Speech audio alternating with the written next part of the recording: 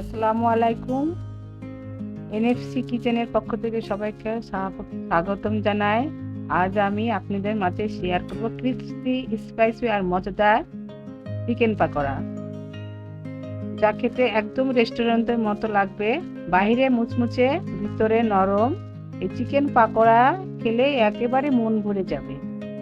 মাত্র কয়েকটি উপকরণে আমি চিকেন পাকোড়া তৈরি করে দেখাবো। তো আমি প্রথমে 250 গ্রাম মুরগির মাংস নিয়েছি, হাড় ছাড়া বুকের মাংস।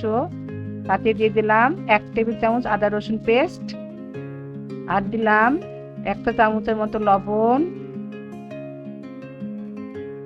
1 চা চামচ গোলমরিচের গুঁড়া,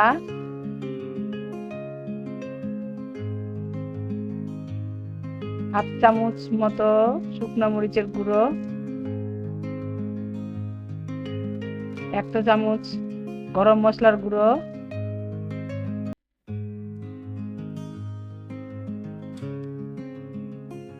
হাফ চামচ জিরার গুঁড়ো,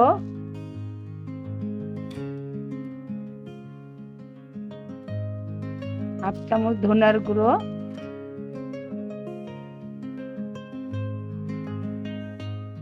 2 টেবিল চামচের মতো কর্নফ্লাওয়ার, আর 1 চা চামচ টমেটো সস, আর একটা ডিম নিলাম, নরমাল টেম্পারেচারে থাকা ডিম নিলাম।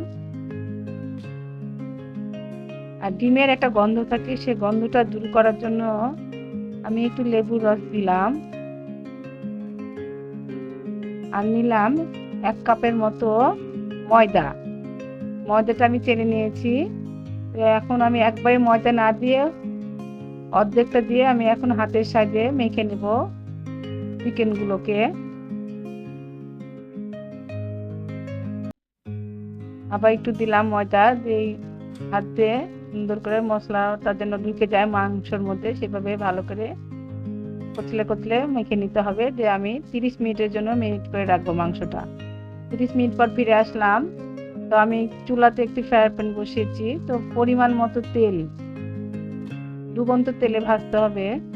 তো পরিমাণ মতো তেল নিলাম, দিয়ে আমি মেরিনেট করা মাংসগুলো, এখন বেশি গরম করবেন না, তেলটা হালকা একটু গরম করতে হবে। আমি এখন একটা একটা করে তেলের মধ্যে দিয়ে দিচ্ছি।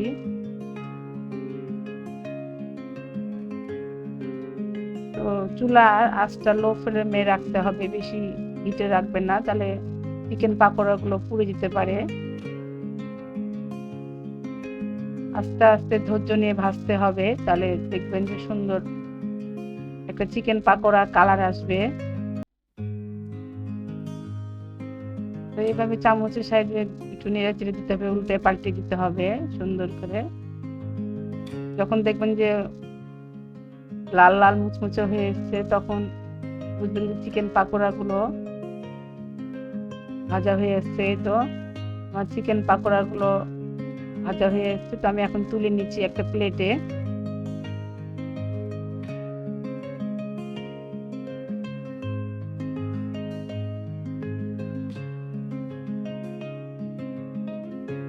এই তো আমার চিকেন পাকোড়াগুলো প্রস্তুত হয়ে গেছে। তো আপনার প্রিয় চিকেন পাকোড়া কোন স্টাইলে খেতে ভালো লাগে আমাকে কমেন্টে জানাবেন। আর আমার রেসিপিটা যদি ভালো লাগে থাকে অবশ্যই আমাকে জানাবেন কমেন্টে। আমার চ্যানেলকে সাবস্ক্রাইব করতে ভুলবেন না। তো আমার চ্যানেলটাকে সাবস্ক্রাইব করে আমার পাশেই থাকবেন। তো সবাই ভালো থাকবেন। আবার কোনো এক রেসিপি নিয়ে আপনাদের সামনে উপস্থিত হব। সে পর্যন্ত ভালো থাকুন।